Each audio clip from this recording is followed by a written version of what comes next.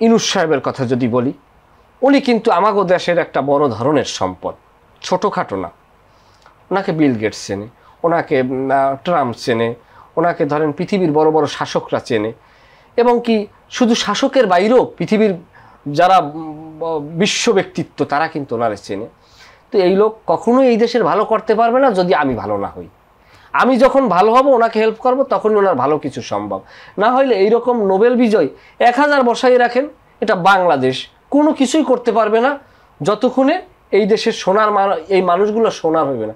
বলে সোনার বাংলা, আমি তো দেই লোহার বাংলা।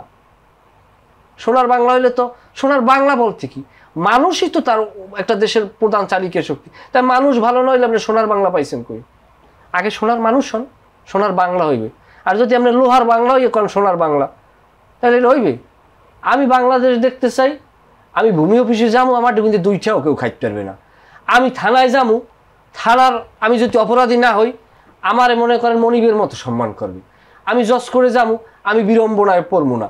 আমার একটা জিনিসের জন্য আমি একটা অনুমতি চাইতে যাবো, সে জায়গায় আমার ঘুষ আমি দিব না। এলএমই সার্টিফাইড বিশ্বসেরা কপারে তৈরি ওয়ালটন কেবলস, যা আপনার স্থাপনাকে রাখবে সব সময় নিরাপদ। সেই অফিসার মনে করবে এরা অনুমতি দেওয়াটা, পেপার ঠিক থাকলে এটা তার দায়িত্ব, এবং কি উনি আমার চা খাওয়াই অনুমতি দেবে। কিনলে গিয়ে আমার লাখ লাখ ঠালোই ওনার পিছিয়ে ঘোরা লাগবে। এইভাবে চাই, দুর্নীতি জিরোতে চাই, বুঝছেন? দুর্নীতি এই দেশে দেখতে চাই না।